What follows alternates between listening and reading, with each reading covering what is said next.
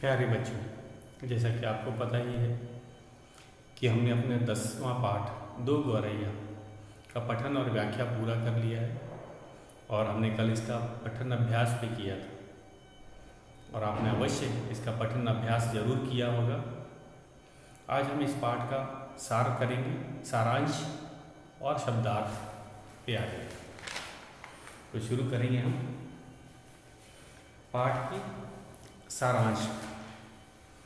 तो ये पाठ जो है हम कहेंगे इसमें जो मानवीय संवेदना का बड़ा अच्छा चित्रण किया गया है। इस पाठ में हमने देखा कि लेखक के जो पिता थे उन्हें शायद पशु पक्षियों से उतना प्यार नहीं था।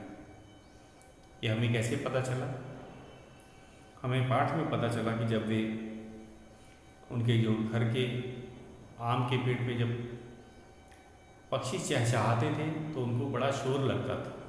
यहाँ तक कि उन्होंने कहा था कि लगता है कि उनके कान के पर्दे भी फट जाए। तो इससे हमें पता चलता है। और जो बाकी लोग क्या कहते थे कि देखो पक्षी गीत गा रहे हैं या चहचहा रहे हैं, लेकिन लेखक के पिता क्या कहते थे कि लगता है कि उनके कान के पर्दे फट जाएंगे, पक्षी इतना शोर जो मचा रहे हैं। तो ये कहानी लेखक और उसके माता पिता की। उनका घर दिल्ली शहर में है और उनके घर में बहुत से जीव जंतु रहते हैं, पक्षी रहते हैं, चूहे रहते हैं, कबूतर रहते हैं। घर के आंगन के जो पेड़ हैं उस पे भी गौरैया, तोते, कौवे, न जाने कितने प्रकार के पक्षियों ने अपना डेरा डाल रखा है। तो ये घटना होती है एक दिन की जब दो गौरैया उनके घर में आ जाते हैं और कभी रोशनदान पे उड़कर बैठते हैं और घर का वो निरीक्षण कर रहे होते हैं और फिर वे निकल जाते हैं। लेकिन कुछ दिन बाद लेखक और उसके माता पिता जब वे बैठक में बैठे थे तो उनका ध्यान पंखे के गोले पर जाता है। वे देखते हैं कि अरे यहाँ तो वही दो गौरैया जो आई थी, उन्होंने घोंसला बना लिया और वे बड़े मज़े से वहाँ पे गा भी रही थी। माँ ने पिताजी को व्यंग से कहा कि देखो अब तो गौरैया यहाँ पे आ गई हैं, उन्होंने घोंसला बना लिया, अब तो वो जाएंगे नहीं। पिताजी जोश में आ गए, उन्होंने कहा कैसे नहीं जाएंगे। और उसी के बाद ये जो व्यंग का सिलसिला जो है लेखक की माता का वो चलता गया और पिताजी ने ठान लिया कि वे गौरैयों को अपने घर से बाहर खदेड़ देंगे, भगा देंगे। और जब जब वे प्रयास करते थे तब तब उनका प्रयास असफल होते जाते। हमने देखा कि जब शुरू में उन्होंने चिड़ियों को ताली बजा करके उछल करके मुंह से श श की आवाज़ निकाल करके भगाने की कोशिश की तो माता ने व्यंग किया कि आप पंखे के नीचे क्यों कूद रहे हैं। और चिड़िया भी आपको देख करके यही पूछ रही होगी ये आदमी कौन है, ये नाच क्यों रहा है। तो इस तरह से पिताजी का धीरे धीरे गुस्सा बढ़ता गया और पिताजी ने ठान लिया कि वे गौरैयों को घर में नहीं रहने देंगे, उन्हें भगा देंगे। फिर क्या होता है? फिर वे लाठी उठा लेते हैं और गौरैयों को डरा करके बाहर निकालने की ठान ली। उन्होंने बड़ा प्रयास भी किया गौरैयों को निकालने के लिए, लेकिन जब वे गौरैयों को बाहर निकालते थे तो गौरैया फिर वापस आ जाती थी। तो कभी खिड़की से, कभी दरवाजे से। जब उन्होंने खिड़की दरवाजे भी बंद कर दिए तो वो दरवाजे के नीचे से एक बार आ गए। पिताजी चैन की सांस भी नहीं ले पाते थे, गौरैया फिर वापस घर में आ जाती थी। उसके बाद उन्होंने दरवाजे के नीचे भी कपड़े ठूस दिए ताकि चिड़िया ना आ पाए। तो अभी भी चिड़िया आ गई। तब ध्यान से देखने में पता चला कि एक रोशनदान का जो है शीशा वो टूटा हुआ था, वहाँ से चिड़िया आई थी। उसके बाद पिताजी ने रोशनदान का जो शीशा टूटा था उसको भी बंद कर दिया। लेकिन ये सिलसिला बहुत दिन तक चलता रहा। पिताजी जब भी उनको बाहर निकालते थे वे वापस आ जाते थे। तो अंत में पिताजी ने फैसला कर लिया कि अब वे घोंसले को ही तोड़ देंगे। घोंसला तोड़ना तो कोई मुश्किल काम था नहीं। उन्होंने स्टूल उठाया, लाठी उठाई और घोंसले को तोड़ने का जैसे ही प्रयास किया तो उसमें से चींची की आवाज़ आई। तो वो उन्हें समझ आया कि अरे इस घोंसले में तो अंडे गया, अब तो बच्चे भी आ गए। और उसके बाद से ही लेखक के पिता ने घोंसले को तोड़ने का विचार छोड़ दिया और वे स्टूल से नीचे उतर आए और दरवाजे खोल दिए ताकि गौरैया आके अपने बच्चों को खाना खिला सके। तो ये जो बदलाव आया इस पाठ में हमने देखा कि गौरैयों के छोटे बच्चों को देख करके पिताजी को अपने लिए गए फैसले पर शर्मिंदा होना पड़ा। शायद इस कारण से उन्होंने घोंसला नहीं तोड़ा। और अंत में हमने देखा कि पिताजी भी संवेदनशील थे। उन्हें यही गौरैयों की जो आवाज़ थी, शोर थी, वे भी अब भाने लगी थी। शायद वो बच्चों को देख करके उनमें भी संवेदना जाग गई थी और उन्होंने घोंसला तोड़ने का विचार छोड़ दिया। तो बच्चों, ये था हमारे पाठ का सार। अब आज हम इसके शब्दार्थ लिखेंगे। तो आज आपको क्या क्या काम करना है फिर से मैं एक बार बता देता हूँ। इस पाठ का 2 पेज सुलेख लेखन करना है। सुलेख की कॉपी में 1 पेज क्लासवर्क नोटबुक में भी लिखना है। पाठ से संबंधित चित्र बनाना है तो आप इसमें गौरैया का चित्र बना सकते हैं। और आज हम शब्दार्थ लिखते हैं तो ये भी आपको नोटबुक में लिख करके याद करना है। तो चलते हैं शब्दार्थ की ओर।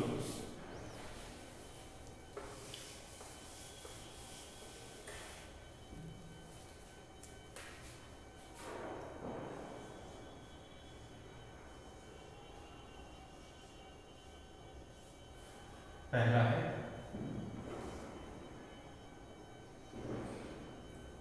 छावनी।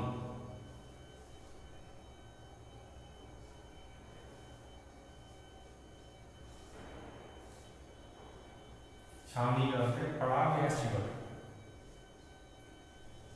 पड़ाव,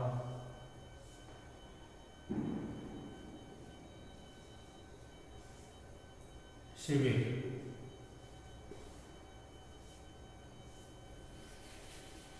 तो छावनी किसे कहा जाता है? जहाँ पे कुछ देर के लिए रुका जाता है। जैसे जब सैनिक, हमारे पाठ के अनुसार इसका अर्थ मैं बताता हूँ।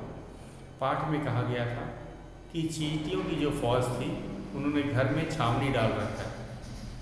चींटियों की जो फौज थी उन्होंने लेखक के पिता के घर में छावनी डाल रखा था। तो हम छावनी का अर्थ होता है पड़ाव या शिविर। जैसे कि सैनिक जो होते हैं जब युद्ध नहीं हो रहा था तो वो छावनियों में रहते हैं। शांति काल में सैनिकों को छावनी में ही रखा जाता है जहाँ पे वे युद्ध का अभ्यास करते हैं। तो इसे पड़ाव भी कहा जाता है या शिविर भी कहा जाता है। तो ये पाठ के अनुसार सही भी था क्योंकि लेखक के घर में चींटियों की फौज थी और फौज आपको पता ही है छावनी में ही रहा करती है और उन्होंने लेखक के पिता के घर को ही छावनी बना रखा था। अगला है जाहिर। दूसरा है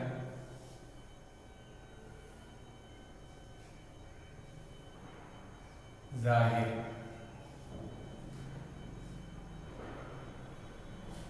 जाहिर का अर्थ है स्पष्ट।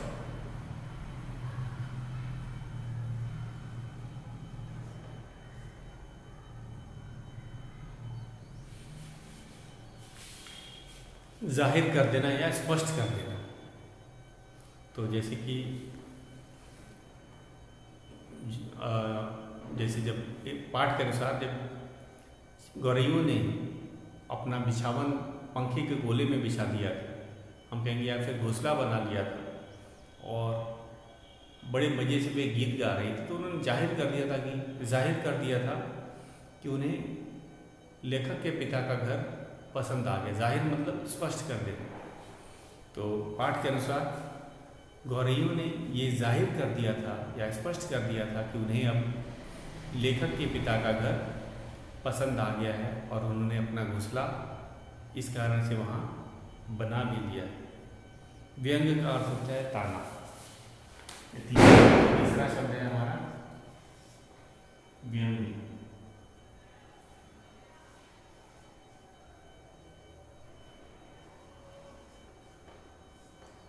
व्यंग का अर्थ है ताना। व्यंग का अर्थ है ताना। तो हम कहेंगे जो लेखक की माता थी उन्होंने बार बार पिताजी को ताने दिए। आपको पता होगा शुरुआत कैसे की थी कि आप चूहों को तो भगा नहीं पाए जो ज़मीन पर दौड़ते हैं। घर में 20 हैं, 20 से अधिक है, तो आप 2 गौरैयों को कैसे भगा पाएंगे। गौरैयाँ तो उड़ती हैं, पंख पक्षी हैं, वो तो उड़ के भाग जाएंगे। जब आप चूहों को नहीं भगा सके तो गौरैयों को भगाना आपके बस का नहीं है। तो एक तरह का ये ताना था और ये ताना पिताजी को लगा और उन्होंने ठान लिया कि वे गौरैयों को घर में नहीं रहने देंगे, उन्हें भगा देंगे डरा के। तो व्यंग का अर्थ होता है ताना। तो अगला है ठकोरा। हमारा चौथा शब्द है वो है ठकोरा।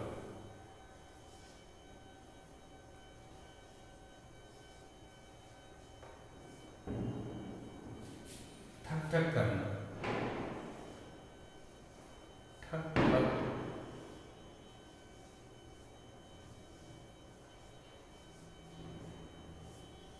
तो ठक ठक करना जैसे कि पिताजी ने चिड़ियों को डराने के लिए लाठी उठा ली और लाठी से पंखे के गोले पे ठकोरा। ठकोरा टैप करने को बोला जाता है, जिसमें कि ऐसे हल्के से ठोकने को कहा जाता है। जैसे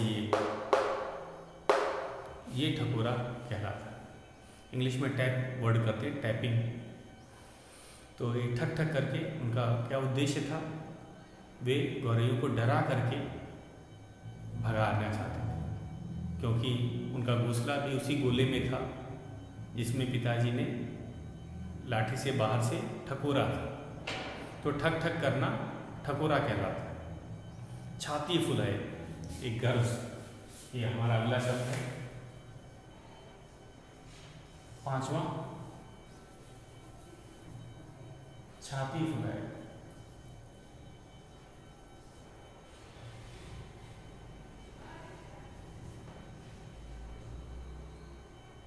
छाती फुलाए अर्थ होता है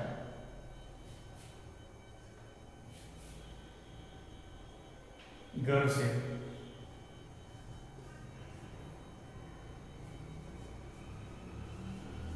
तो पाठ के अनुसार इसका अर्थ बताते हैं। जब पिताजी ने गौरैयों को भगा दिया था पहली बार, उन्होंने सारे दरवाजे बंद कर दिए थे, एक दरवाज़ा खोला और गौरैयों को लाठी से डरा करके भगा दिए थे। सारी गौरैया, जब दोनों गौरैया घर से बाहर चली गई तो उन्होंने उस दरवाजे को भी बंद कर दिया और वे छाती फुलाए जाके कुर्सी पर बैठ गए। तो यहाँ पे छाती फुलाए का अर्थ है कि गर्व से, क्योंकि उन्होंने जो वादा किया था कि गौरैयों को घर में नहीं रहने देंगे, वो वादा उन्होंने पूरा कर दिया था। इस कारण से उन्हें गर्व हो रहा था अपने पर। तो छाती फुलाए का अर्थ होता है गर्व से। छठा है मल्हार।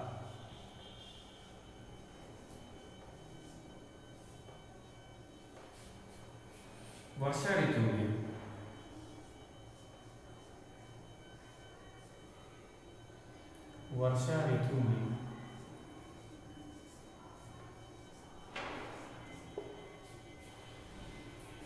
गाए जाने वाला, वर्षा ऋतु में गाया जाने वाला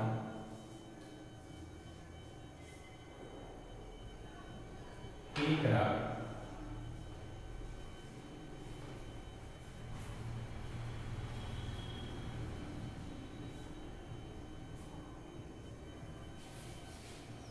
तो पाठ के अनुसार इसका अर्थ है, जब चिड़ियों को बाहर निकाल दिया गया था तो अगले दिन सुबह फिर वे गौरैया आ गई थी और वे बड़ी खुशी से मल्हार गा रही थी। मल्हार मतलब वर्षा ऋतु में एक राग गाया जाता है,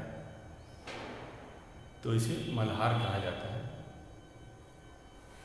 तो ये जब हम कहेंगे इसका क्या अर्थ था पाठ के अनुसार, कि चिड़ियाँ बड़ी प्रसन्न थी लेखक के पिता के घर में आकर, और वे भगाए जाने के बाद भी वे नहीं डरी थी बल्कि खुश थी, और वे बड़े मज़े से चहचहा रही थी, या फिर हम कह सकते हैं मल्हार गा रही थी। मल्हार एक प्रकार का राग होता है जो वर्षा ऋतु में ही गाया जाता है। तो गायक होते हैं गीत गाने वाले, वे वर्षा ऋतु में मल्हार गाना पसंद करते हैं। अगला है, मैं मिटा देता हूँ, 7वां छेद हमने कर लिए हैं। 7वां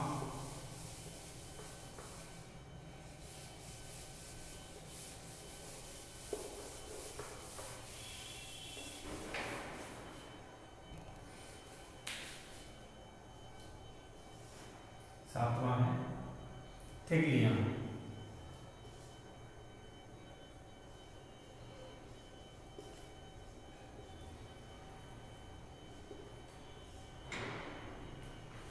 अर्थ होता है कपड़े के छोटे छोटे टुकड़े, छोटे छोटे छोटे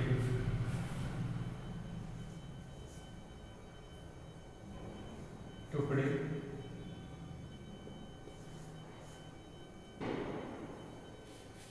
तो घोंसला बनाते समय पक्षी कभी कभी छोटे छोटे कपड़ों के टुकड़े भी ले आते हैं, उन्हें ही तितलियाँ कहा जाता है।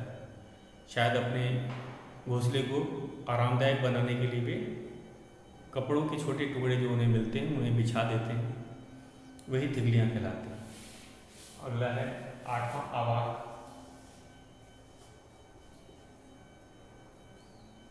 आवाक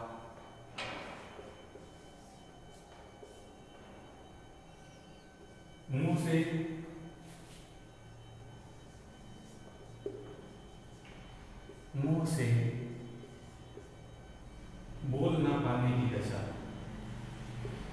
बोल न पाने की दशा, या फिर हम उसे हैरान भी कह सकते हैं। हैरान, जब व्यक्ति हैरान हो जाता है तो वह बोल भी नहीं पाता, वह हैरान होकर के देखता है। तो ये पाठ में भी बताया गया था कि लेखक भी अवाक होकर के, हैरान होकर के, उसने भी नहीं कल्पना की थी कि घोंसले में चिड़िया के बच्चे होंगे, गौरैया के बच्चे होंगे। अवाक मतलब मुंह से बोल ना पाने की दशा या हैरान। अगला है चुग्गा।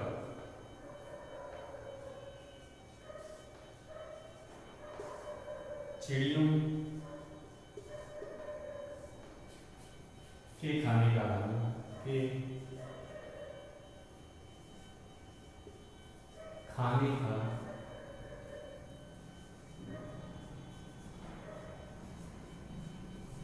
दाना।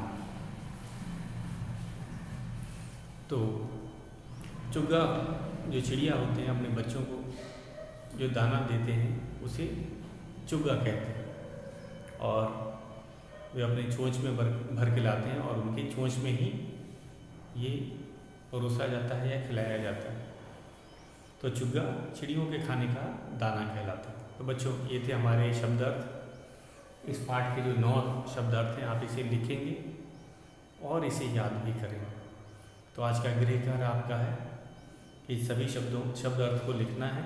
इस पाठ में कोई मुहावरा नहीं आया है, तो सभी शब्द अर्थ को लिखेंगे और याद करेंगे। आज के लिए बस इतना ही।